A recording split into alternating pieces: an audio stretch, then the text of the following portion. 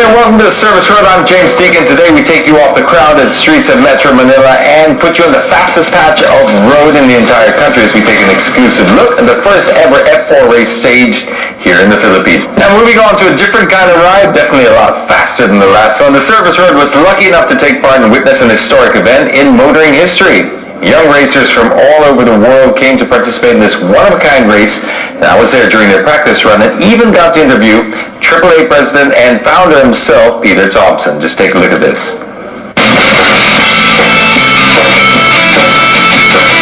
Hi there, welcome to a very special on-location episode of the Service Road. My name is James Deacon here at the Clark International Speedway, where we're about to witness history unfold as the country plays host to the first Formula 4 series for Southeast Asia.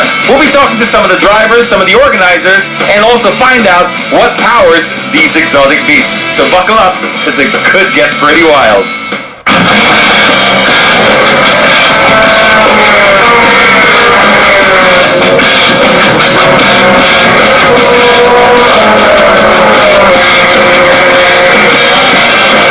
We're here at the Clark International Speedway. With me right now, Peter Thompson from F4, the chairman and owner. Welcome to the show. Can you tell us a little bit more about this new series? F4 was created by John Todd, the president of FIA, about 5 years ago to provide a professional career path for young drivers in the age of 15 to 17, directly after karting, career path, first step on the way to Formula 1. And along the way, the young drivers can collect super license points so that when he gets ready to go to F1, he's got the talent, get the money, he'll already have the points to get the FIA super license. Alright, so let's talk a little bit about the cars. How different are they from a kart? You're saying you get the kart is straight from a kart into this series? Yes, but basically the main similarity is got 4 tires.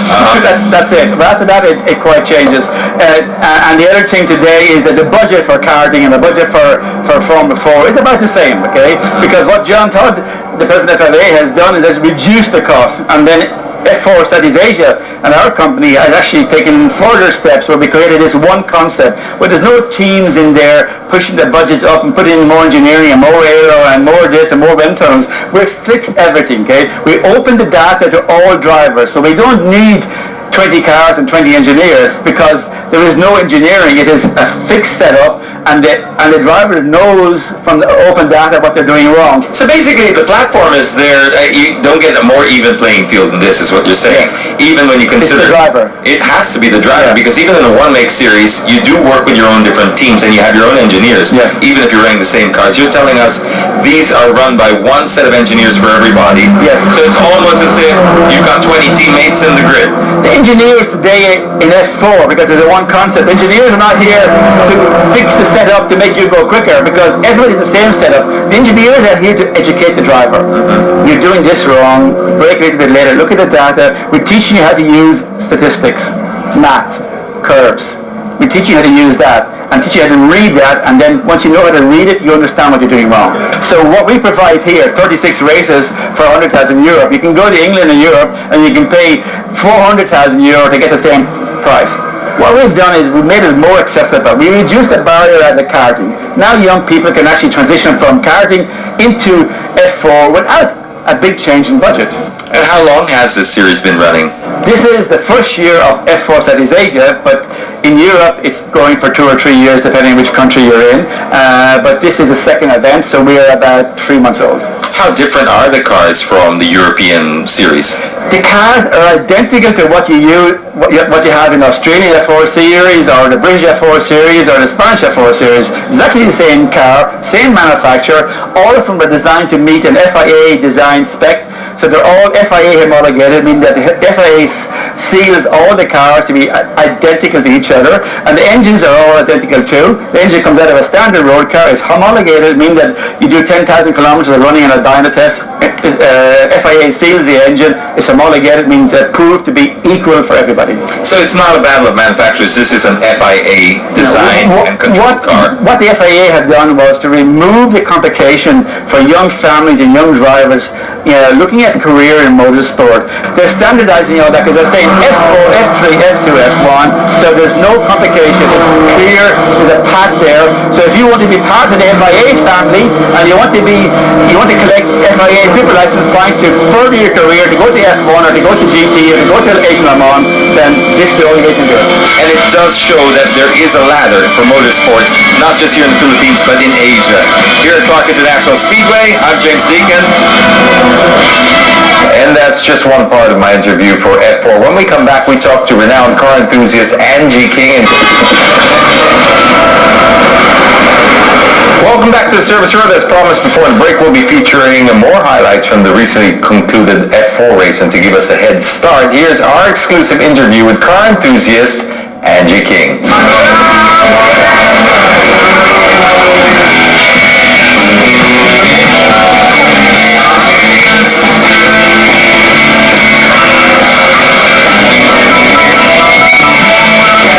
The celebrity racers here, I guess I can say that now. Angie King, is this a step out of your comfort zone? We know you for so many things with cars, but first time to do single-seaters? Yes, first time in an F4 actually, but March this year we did Sonoma for 2 days with Gabe, and that got me hooked into single-seater.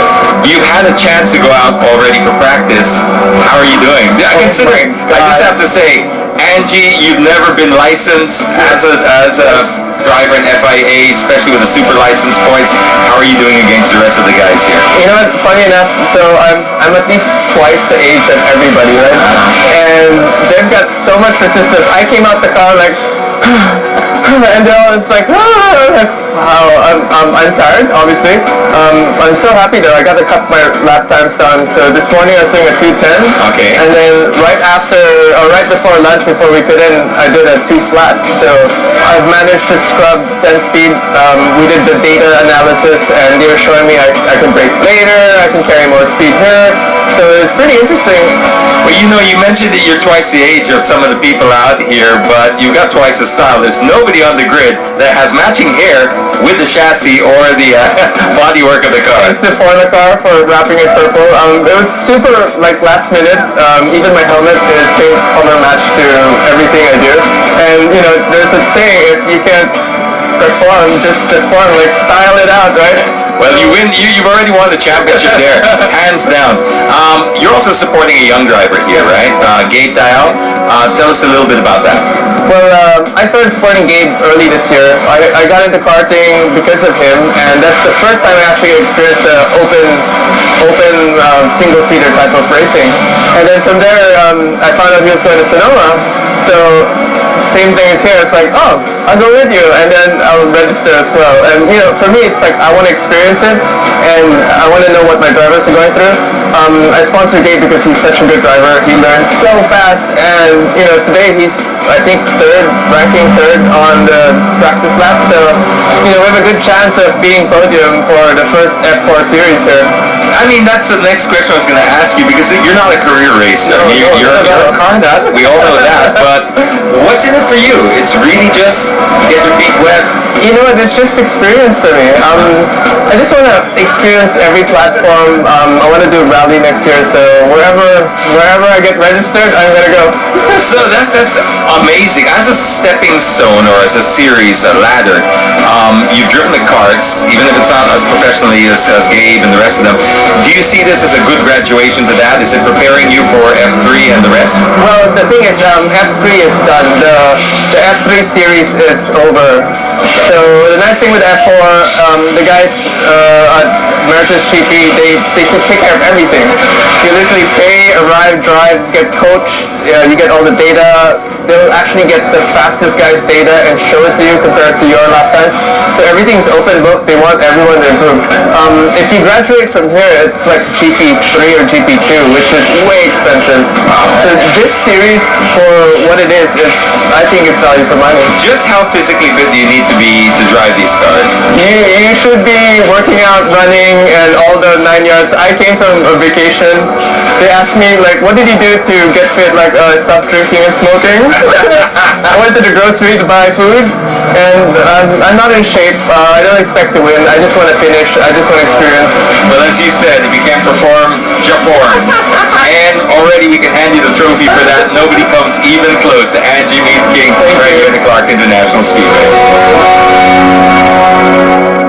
The F4 race was certainly a thrilling event, and the race results were just as exciting. My buddy Andre tells us more. Every circuit racer dreams of joining the ranks of Ayrton Senna and Michael Schumacher in Formula 1. Carter Gabe Tayao is one step closer to that dream following his successful debut in Formula Car racing at the Philippine leg of the Formula 4 Southeast Asia Championship. Practice sessions and the Saturday race day at the Clark International Speedway in Pampanga were business as usual, with dry weather just right for racing. But the racers faced their first ever wet race when Typhoon Karen rolled in on Sunday, bringing heavy rain throughout the day. They think that this is a God-given wish this weekend, because now at least they know what it's like. It's been a massive success. It's been a great weekend, great TV, great media. Despite the challenging conditions, which put some drivers into the barriers, Gabe's consistent performance over the weekend put him third overall for the leg. I'm pretty satisfied with how my weekend turned out. 3 podiums out of 5, not bad for a first timer, right? I like driving in the rain, so that kind of helped me a bit. In the end, Akash Gowda from India ended up on top, winning the Petron Star Driver Award, followed by New Zealand's Fane Kahia.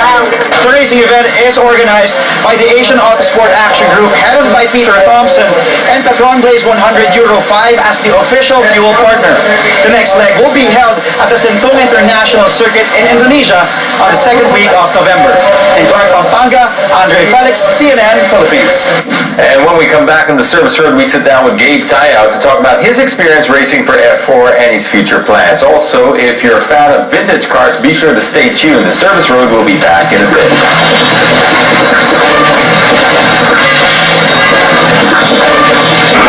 Welcome back to the service road. We've been talking about F4 in this episode, and to give us a more accurate description of what really went down, we have no less than F4 racer himself, Gabe Tayao. Welcome to the show, Gabe. Hey, podium on your first ever F4 race. Congratulations. How was that? Actually, it was your second, right? Or, well, first weekend to race. First weekend to race, yeah. What happened? So there were 6 races, but the last one got cancelled due to the typhoon. So race 1 had brake failure, so I didn't finish the race. That was in the dry? That was in the dry. Okay. Yeah, so I qualified 5th for the weekend, and yeah, I had brake failure in race 1, didn't get to finish. Race 2, that's where I got my first podium. Really happy with that. Then the next day on Sunday, I had race 3 in the morning, and it was like just the typhoon came as pouring really hard, and like, you know, I was kind of a little bit confident with my driving in the rain, so I won race 3. Race 4 didn't do too well. It's like all the other drivers were starting to adapt to the track and everything, so I finished 4th in race 4. So 3rd, 1st, 4th, and 3rd in race 5. and 3rd in race 5. Wow, that's an excellent debut, would you say? I think it was pretty okay for me, but I think I could have done better. Wow. So where do you think that now that you can peg yourselves against some of the world's best, because, I mean, like, one of the guys racing was runner-up in the World Karting Championship. Yeah, in the European Championship, he was second. So this makes him world class. I mean, we're talking levels of Ayrton Senna, Terry Fullerton, and this guy came second, which equals his achievements. So what I'm getting at is, now that you have a peg, how far away are we from becoming real champions here in the Philippines? Not far, actually. I just need to work on my data analysis, you know, because it's open data, so I can see the data of the fastest driver. So I think I just need to analyze that quicker and just change my driving style a little bit more. Okay, because that is encouraging, isn't it? I mean, to know that with the level of experience that you've got in racing compared to the level of experience they've got, you're only just right there. And in one race, you beat the guy. So pretty awesome. So where does this put you now in the points? Are you going to go for the whole championship, or? Well, as of now, F4 actually really wasn't in my plans this year, because, you know, I was just trying to focus on karting and everything, and, you know, I'm going to college next year also. So early this year, I planned to race in the Asia Pacific Championship in Macau, but yeah, everything just kind of lined up for me this year when F4 just came into the Philippines. So, you know, racing F4 is actually just a blessing enough for me, because, you know, I never thought I'd actually reach this far in my career. So, you know, with that, after this performance here, like a really good performance in the Philippine leg, I'm going to be racing in Indonesia next month. This is the Indonesian leg of F4. That's awesome. How different is it to go-karting? And have you tried F3 yet, or any other Formula Series open wheel? I've tried F3 and the Formula BMW. How different are they? From go-karts and F4. Just a lot more of the braking points, and you have to kind of roll the car more. Because karting is just like brake, gas, but this one is more like brake, downshift, just wait a little bit, just feel the grip of the car, step on the gas. And you're using a sequential gearbox? Sequential gearbox pedals. Okay, and what about aero and all that? Does that play a big part? It does play a big part. Feel it? Yeah, because I heard just like a few days ago, someone brought a 458 challenge car to the car, and we were doing around 153 mids in the dry, and I heard someone do a 159 in the 458, but our car is only 160 brake horsepower compared to a Ferrari 458, so I think aero plays a really big part there. Okay, when we talk about air, we're talking about aerodynamics that sort of push the car down. There are some people trying to understand what we're saying, and it is a tricky thing to do because correct me if I'm wrong, but with aerodynamics, it only works at speed. So you really have to be in that sweet spot of the car, because if you go sort of too fast, obviously you're gonna lose it. But also if you go too slowly, aero's not gonna work. Yeah, so you're gonna be slower and it's kind of reverse psychology with aerodynamics. Like in the corner, when you want to actually go kind of a little bit faster, you step on the gas, because as you said, the faster you go, that's when the aero kit is going to work. So being in the corner, that makes you a lot faster, because you can rush into the corner more and kind of hustle it. Because that's when your car's being pushed down, so obviously giving you more grip. So what was the biggest challenge throughout the whole weekend? It was actually my height, because it's not like basketball where actually being kind of tall is an advantage. Here there's only so much leg room you can have, because it's a design, the monocoque of the car, it's more like a capsule, so it can only fit this height. So when I was kind of fitting myself in the car, I was having a little bit of trouble, because you kind of sit like you're lying down in the car, so my knees were actually touching the top of the monocoque. So as I was letting off the gas and brake, my knees were touching, so I was kind of, skeptical of when I was going to go out, how am I going to drive like this? Awesome. And what about your training? Do you have to do any special training to drive this car properly or at speed? Aside from the on-track training where, you're just racing experience, because to get into F4, it's not like anyone can actually just get in. You need a little bit of racing experience or, driving experience like go-karts or maybe circuit cars like that, just to know, because you can't just let anyone drive a car like this, right? So you need a little bit of experience, but aside from that, it's more physical training. Yeah, that's a lot of physical training. It really does beat you up in there, doesn't it? It does, yeah. Do you have any idea of how many G's you're putting in a corner? Three Gs. And for those who are also kind of new to racing, the G-force is basically the times your body weight. So if your helmet weighs about how many pounds would you say? Maybe, I think, because we use a carbon helmet, so maybe 8 pounds. 8 pounds plus your head, which weighs a good, I don't know, 15, 20 pounds. So let's just round it off at 20 pounds. If you're doing 3 Gs, that's 60 pounds of pressure against your head. Do you do any special neck exercises for that? Yeah, at the gym, just doing a lot of ab exercises, weights. It's not the typical just go to the gym, lift some weights. It's kind of really really specific. Because with racing, it's more like muscular endurance, because it's a sprint race, and like you said, there are G's and everything, so you have to, not worry about, am I getting tired in the race? You really don't want to put that thought of being fatigued in the race. Yeah, so it is very, very important. Okay, we're going to see how fast you are. We've got our own little test here. It's called Fast Track. Okay. We had Marlon Stockinger on the show, and he failed this miserably. If you're watching Marlon. Okay, so you have a good chance, because you're our second guy, the second racer we've done this with, and so you've got a good chance to beat Marlon Stockinger. I say a word, and you have to give me, I'm just teasing Marlon just in case. It's just because he weaseled out of that Miss Universe question. I'm going to say a word, and you just have to say the first word that comes to mind. You have to be really fast, okay? It's a word association. Okay, I'll try. So, I'm just gonna run through. I got like 7 here and just give you the first word. Okay, ready, set, go. Race. Car. Fast. Car. Ferrari. Expensive. Girls. Hot. Mom, are you there? Brake. Gas. Yeah, it's funny because we spell break in a different way. It's mine. No, but you wouldn't know. Your mind works. Yeah. Trophy. Goal. Record. Break. Very good. Okay. Except for the one about the girl there that you're gonna have to answer. Don't worry, Mom. You know what? I always say that get your kids into racing. They'll have no money for anything else. No money for drugs, alcohol, or women. So it's always a good thing. Thank you, Gabe, for being on the show, and congratulations, 3rd, 1st, and 4th in your first weekend racing F4. That's fantastic. Oh wait, the service road. We'll be back in a bit.